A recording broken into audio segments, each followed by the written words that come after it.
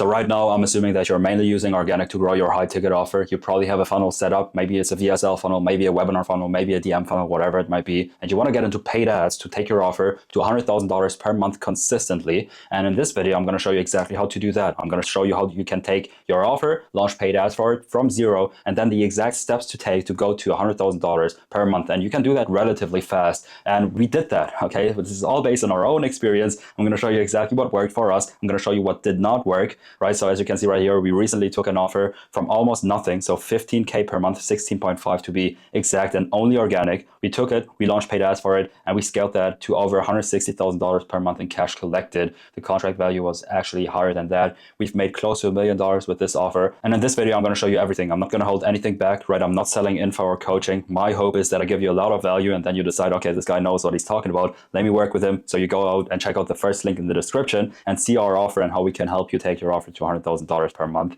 right? So that's the goal. But let's get into the video. I'm gonna again show you everything, right? So first off, what did not work for us is this right here. Everybody in the high ticket space talks about this campaign structure. We tried it out. It worked for a couple of weeks, and at some point it just went downhill, right? It just went downhill. Okay. And the reason why this didn't work, and there are actually multiple reasons. I'm gonna get into all of them, right? They tell you to run an ABO campaign with one broad ad set and then 30 plus ad creatives, right? You have to run more ads, creative diversity, Andromeda. Well, this doesn't work.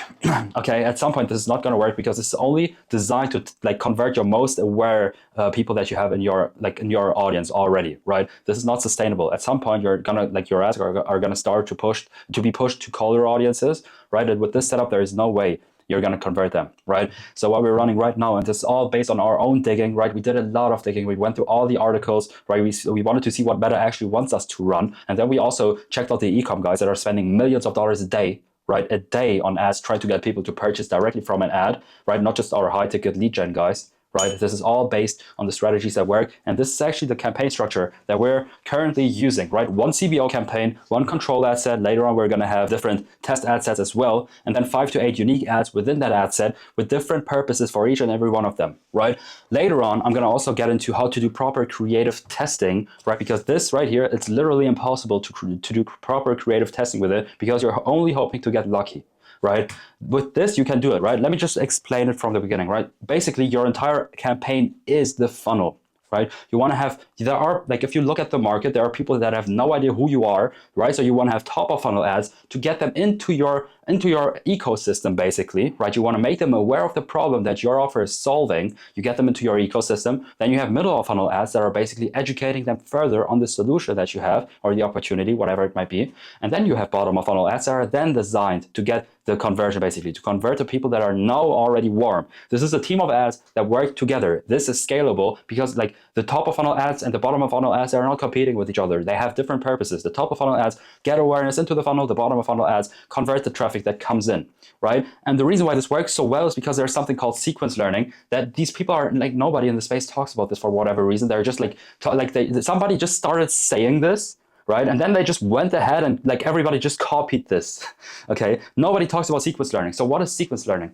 Meta has something called sequence learning. You can check it out yourself. This is an article. What that basically means is that they're going to try and find the best sequence of ads to show to your prospects, right, in order to push them further down the funnel, closer to the conversion, right? If you have 30 different ads that are all optimizing for the best cost per result, they're all competing with each other. First of all, it's not a team that works together, right? And second of all, it's impossible for Meta to find the best sequence of ads to show to your prospects to push them to the conversion, right? So what is basically going to look like is that if somebody sees your ad and they engage with it, right? Or engagement could be anything. Even if they ignore it, Meta's going to know that. So they're going to have an impression, right? They're going to have an impression, their AI algorithm is going to see that, and then they're going to decide, okay, out of these other ads, 5 to 8 ads, which ads can I show them next in order to push them closer to the conversion goal? They basically try to find the best sequence of ads to show to your prospects out of those 5 to 8. Right? That's how it works. You have a team of ads. They're probably first going to show your top of funnel ads, right? And then next up, they're maybe going to show one middle of funnel ad, and maybe straight after that, the bottom of funnel ad is already good and going to be able to convert them, right? Meta is going to try to find the best sequence of ads to show to your prospects. And if you have 5 ads, it's going to be very possible for Meta to do that because you're only dealing with 120 sequences, which is possible sequences of ads to show to your prospects, which is very sustainable and manageable for Meta. Now, what happens if you have 30 ads?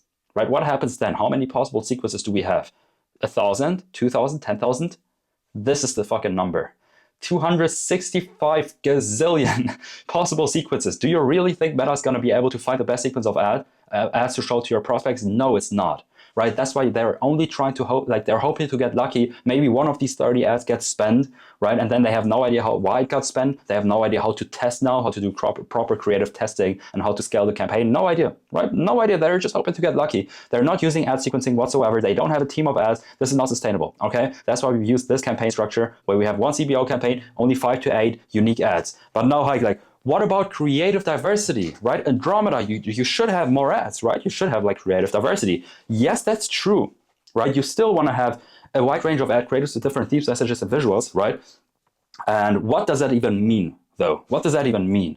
Okay, just go to Meta and check it out, right? They say it, right? You want to diversify your ads by concept and by format. What is a concept? A concept is an angle. There are different reasons why somebody might buy your product, right? Different distinct reasons. That's what concept means. An angle, right? A reason why somebody might buy your product. And format is, for example, a selfie video. Another format could be you standing in front of your whiteboard and making a video like that. Another ad format could be a podcast style video. Another format could be a UGC. Well, you get the idea, right? You want to diversify by concepts and formats. And we still do that. Right? I know we have 5 to 8 ads, right? So you might be thinking, well, is that really enough? Yes, because we have multiple creatives within one ad.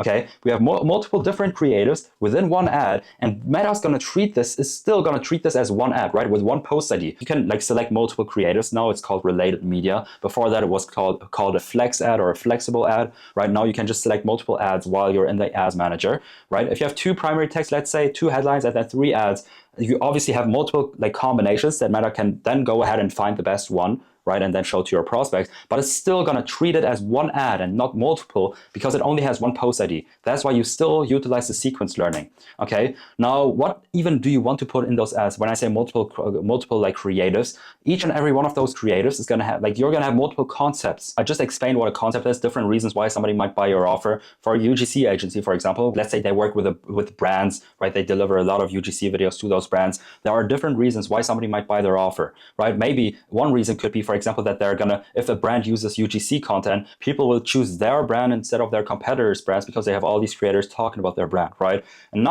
Another reason why somebody might buy a UGC agency services is that more organic distribution is directly going to be contributed to more money. Another one could be that they're going to reach different pocket of audiences if they use different UGC creators. You get the idea. There are different reasons why somebody might buy your offer, and we utilize that, right? So we put multiple creatives within one ad, right? So let's say it's a top of funnel ad, and we want to make them aware of a problem, right? We can talk about different problems that our offer is solving, and let Meta choose which one of those concepts is going to work best. That's how we still reach creative diversity. We give Meta a wide range of concepts, but it's still going to treat this as one ad, right? It's still going to treat it as one ad with one post ID, right? So it's not going to mess up the sequence learning. It's still simple for Meta to find the best sequence of ads to show to your prospects, right? That's how we reach creative diversity while also keeping the account simple and also using ad sequencing. We put multiple creatives with different concepts into one ad.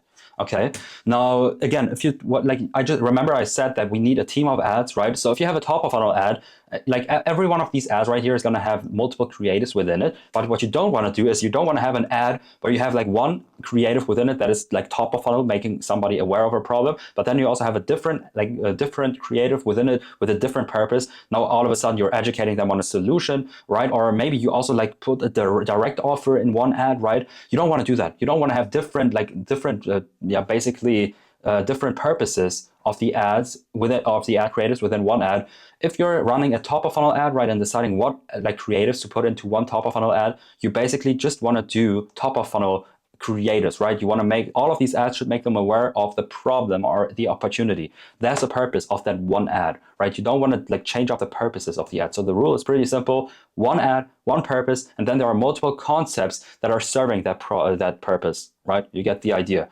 So yeah, that's basically how we reach creative diversity. And then also how you also reach creative format diversity is, for example, the first top of funnel ad could be a UGC video, right? Or a podcast style talking head video.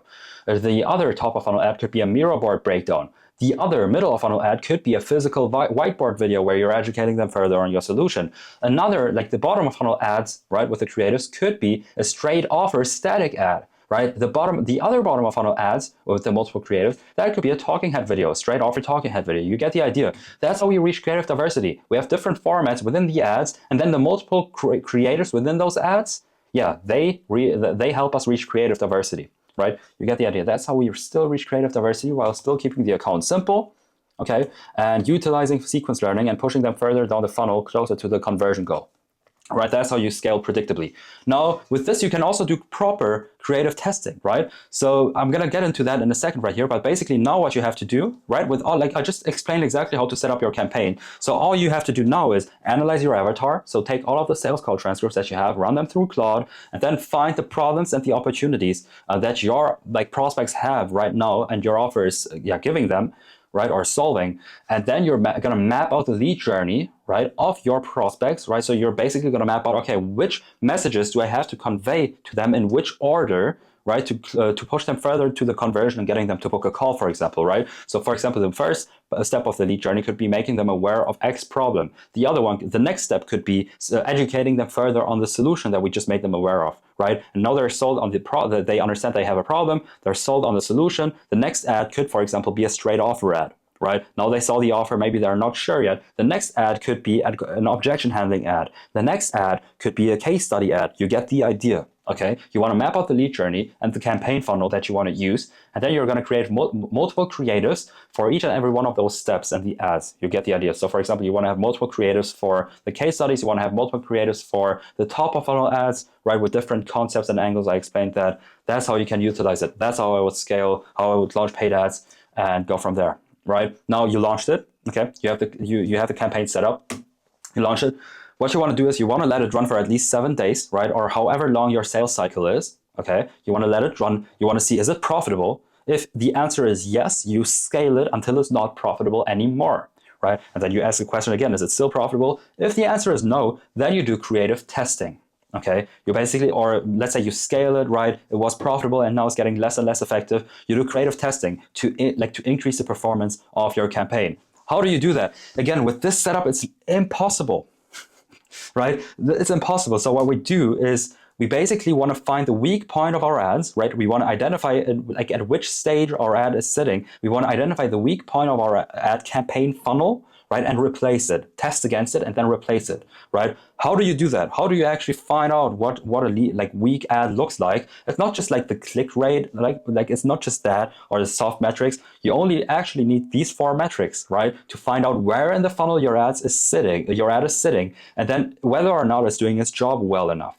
Right, so you need to take a look at the spend, at the CPM, at the frequency, and at the cost per result, right? So as an example, let's say it's a top of funnel ad, right? It's getting awareness into the funnel, right? It's getting people into the funnel. With these ads, I'm assuming it's gonna have, I want the ads to have a higher spend. Obviously, that's what I'm assuming, because you have so many people that you can actually reach. Like, you're making people aware of a problem that your offer is solving, right? There is a lot of people, the TAM is pretty big. That's why Meta can spend more on that profitably, right? And the CPM also for a top of funnel ad, I'm expecting the CPM to be lower than usual, than average. This is all based on the average, the account average, right?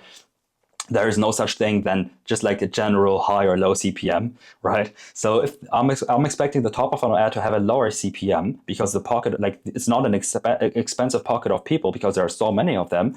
I'm also expecting to have a low frequency on these ads, right? Because it's not trying to retarget the same people, because it's a top of funnel awareness ad. Ad is getting people into the funnel. It's not retargeting them. And I'm also expecting a higher cost per result, which is cool, because again, this is designed to make people aware of the problem, not directly convert them efficiently, right? It's designed to get people into the funnel so that the bottom of funnel ads can scale, right? It basically grows a pool of more aware people so that the bottom of funnel ads have more opportunities to go after, right? So they can actually scale. That's what I'm assuming. If I look at these 4 metrics right here, that's what I'm assuming for a top of funnel ad. If I see this right here, that's a solid top of funnel ad, right? For our bottom of funnel ads, for example, I'm expecting lower spend because there are not so many people that we can reach, right? That Meta can spend. Like there's just a finite amount of aware people that your bottom of funnel ads can go after, right? I'm also expecting the CPM to be higher because the people that it can go after, they're more expensive than just everybody, right? And I'm also expecting the frequency to be higher because Meta is trying to retarget the people that are already in your more aware, in the pool of more aware people. It's trying to retarget them to get them to convert. And I'm also expecting a lower lower cost per result, because again, this is designed to get to convert people efficiently. So you basically look at your entire funnel, right? You take a look at that, you take a look at these 4 metrics, and you want to identify whether or not the offer, the ads are doing a great job. Now, if you, for example, see that one of these ads is not doing a great job, right? You saw a bottom of funnel ad that, yes, has a high CPM and high frequency and also low spend, which is like what we expected, but then it also has a higher than average cost per result, right? Maybe like it even had, like, let's say it has a higher cost per result than your top of funnel ads. This is just a bad ad, right? This just, it is at the bottom of your funnel, right? It doesn't get as much spend, but then it has a higher CPR. What's the, there is no reason why this, what's the purpose of the ad? Right? So you identified a bad ad, okay, by looking at those 4 metrics and identifying where in the funnel your ad sits, and then what metrics you're expecting, and then what happens with the metrics. Right now, we identified that the bottom of funnel ad is not performing well because it has a higher than average CPR, even though it's a bottom of funnel ad. Now we test against it. So we introduce a new test ad set, or maybe 2 ad sets, right? And then within that ad set, we have 1 ad. Okay, and that 1 ad has multiple creators with different concepts, as I explained. Now, since we're running a CBO campaign, Meta is going to reallocate the spend. Okay, it's going to reallocate the spend. So what you want to happen, ideally, is that it takes spend away from your control ad set and that 1 ad, ideally, right? And give that new ad, reallocate it to the new one that you introduced, and it earns the spend, and then you see what happens. Maybe this ad now has a high, has all the numbers, similar numbers to the old ad, but now it has a lower CPR. Right, lower cost per result, which is good. Now we have a new winner. It's performing better than the bottom of funnel ad that we were testing against. So we copy the post ID and replace the old ad with a new one. Right? That's how simple it is. It's also just logical, right? You search for the weak point of the funnel. Right? You want to test against it with another concept that is still bottom of funnel. You don't want to see if the bottom of funnel ad is not performing well, why would you introduce new top of funnel ads, right? You don't want to do that. You want to see where is the weak point of my funnel, test against it, find the winner, and replace it. And then you're going to scale again. You replace it, now you scale it again. Is it profitable? Yes, spend more money. At some point, is it going to be less efficient? Okay, now we can test against it again. And that's how you keep doing creative testing over and over and over again. And this is how you can scale your offer to multiple 6 figures with paid ads. Okay, so I basically explained everything. I explained how we set up the campaigns, right? I explained why that typical advice of those 30 ad creatives doesn't work, and why the simpler version of it works much better. Okay, I explained the ad sequence learning and all of that kind of stuff. I explained how to set it up for your own offer, what concepts are, what creative diversity is, and how you can still reach it with less ads, right? How you can actually do proper creative testing. This is all you need to take your offer to $100,000 per month, right? And if your offer is already doing well on organic, you can take your offer to 100K per month within a couple of weeks. Right? We actually took this offer that I talked about in the beginning. We took it from 16.5K to over $100,000 per month within 4 months.